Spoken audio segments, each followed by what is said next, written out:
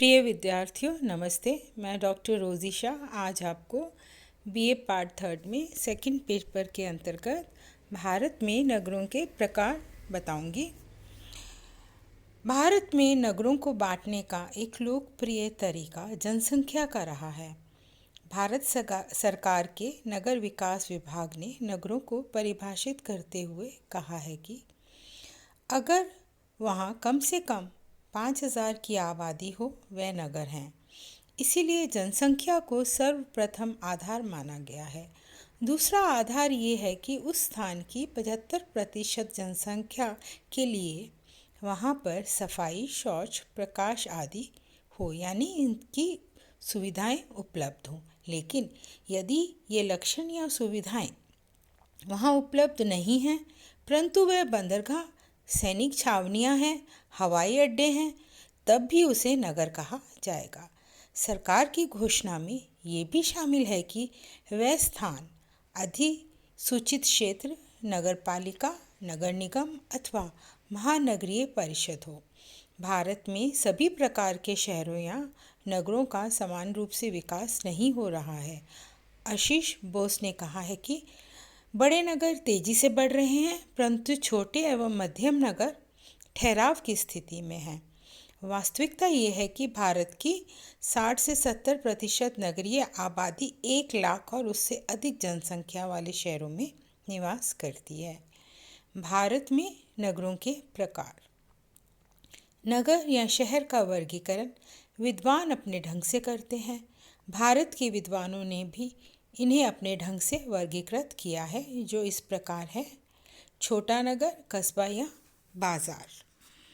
भारतीय संदर्भ में छोटे शहर को कस्बाई शहर या बाजार कहते हैं, जिसकी आबादी 20,000 से कम है। उसकी गणना छोटे शहर में की जाती है।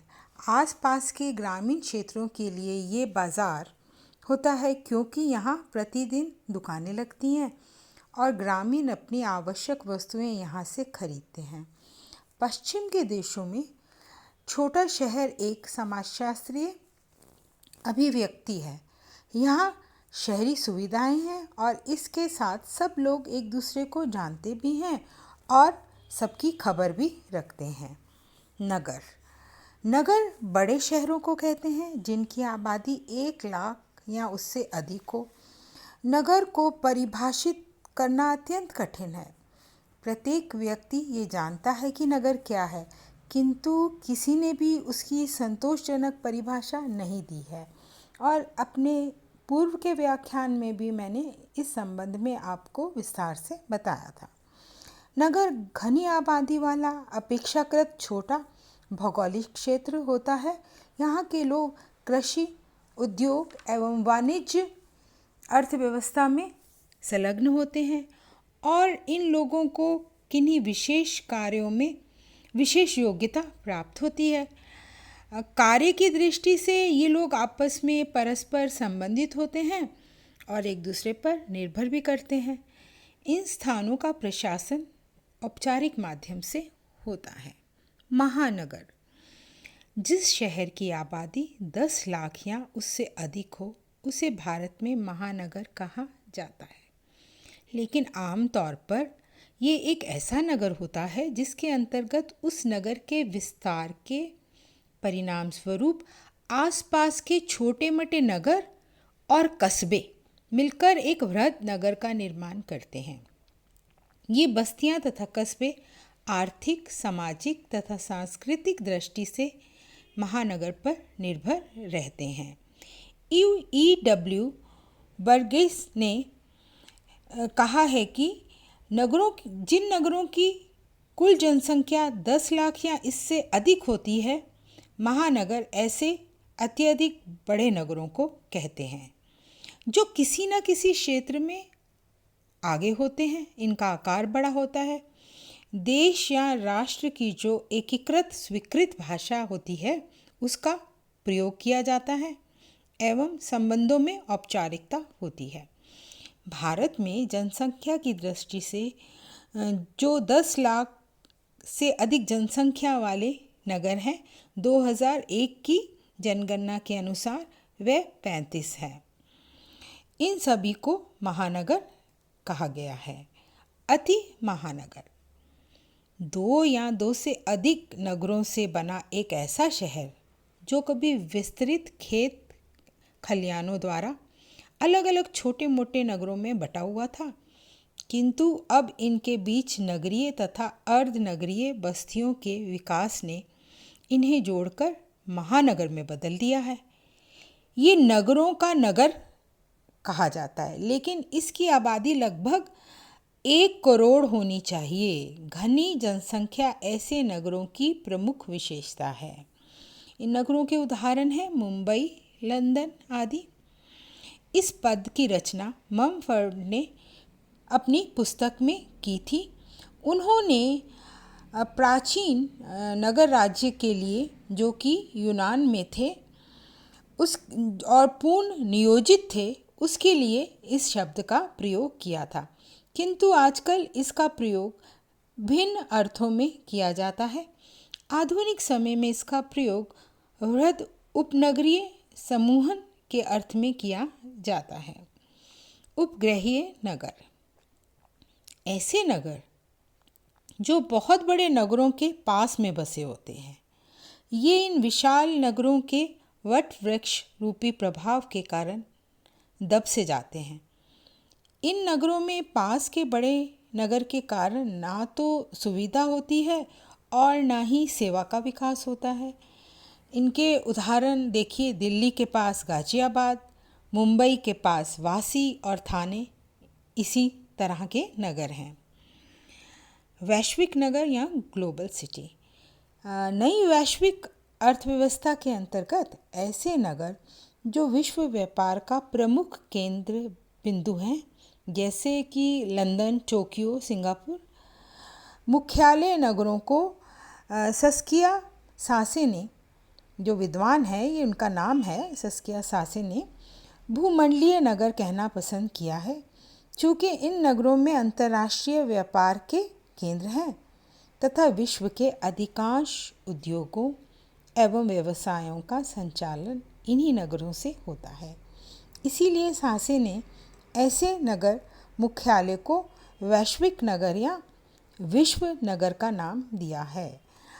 मार्क्सवादी चिंतक आंद्रे गुंडर और फ्रैंक ने ऐसे नगरों को महान महानगर कहा है जो पूरे विश्व का नियंत्रण करते हैं। ये इतने शक्तिशाली हैं और इनकी वित्तीय क्षमता इतनी अधिक है कि पूरे विश्व की अर्थव्यवस्था को प्रभावित करते हैं। उपनगरीय समूहन परिस्थिति विज्ञान एवं भूगोल के अंतर्गत नगर विस्तार की ये प्रक्रिया, जिसमें अनेक निकटवर्ती नगर एक दूसरे को की ओर बढ़ने लगते हैं और अंत में एक दूसरे में मिल जाते हैं। पैट्रिक गेडिक्स ने अपनी पुस्तक में बताया है कि सर्वमान्य तकनीकी अवधारणा के रूप में ऐसे वृहद रूप में फैले हुए नगरीय क्षेत्रों के लिए इस शब्द का प्रयोग किया जाता है, जिसका निर्माण उद्योगों तथा बस्तियों के फैलने के कारण आसपास के नगरों के आपसी घुलन मिलन द्वारा हुआ है। इन क्षेत्रों को नगरीय समुच्चय कहा जाता है। इस पूरे क्षेत्र में यातायात, होटल, भोजन, संचार, मनोरंजन आदि की सुविधाएं अधिक होती हैं। भारत में दिल्ली से गुड़गांव तक के इलाके, इसी प्रकार मुंबई से कल्याण तक के इलाके ऐसे ही नगरीय समुच्चय के रूप में विकसित हो रहे हैं। संक्षेप में, भारत में नगरों के अध्ययन बहुत कम हुए हैं। शहरों का अध्ययन भूगोल, जनसंख्या शास्त्र, अर्थशास्त्र एवं समाजशास्त्र में जनगणना के आधार पर हुआ है। भारतीय नगरों के प्रचलित वर्गीकरण को ध्यान में रखकर किया गया है। सन 2001 की जनगणना के अनुसार भारत में 26% लोग छोटे बड़े नगरों में निवास करते हैं।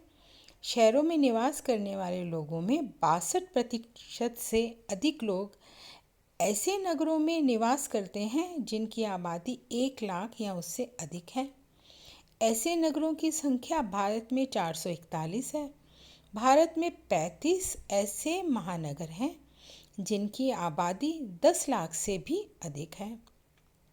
मुंबई, कोलकाता एवं दिल्ली विश्व के बड़े नगरों में से हैं जिनकी आबादी 1 करोड़ से लेकर 1.5 करोड़ के बीच है।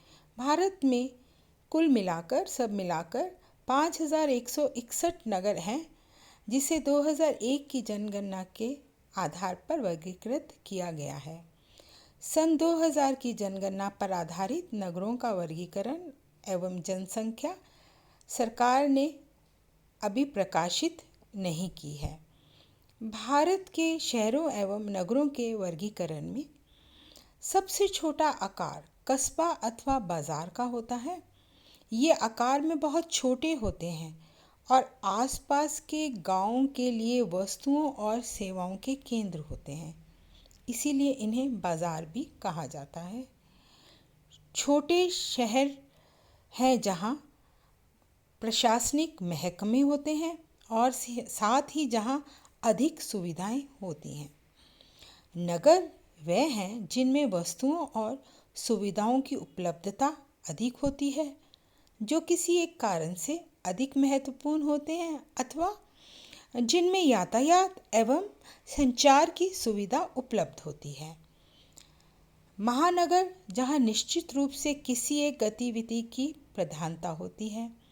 व्यापार, राजनीति, संस्कृति, ज्ञान आदि में ये आगे हो सकता है। महानगर उन नगरों को कहते हैं जिनका आकार बहुत बड़ा होता है, जो विकास एवं वृद्धि की प्रक्रिया में अपने आसपास के गांवों और छोटे नगरों को लील जाते हैं। महानगरीय क्षेत्र में भारत में बहुत कम नगर हैं। धन्यवाद।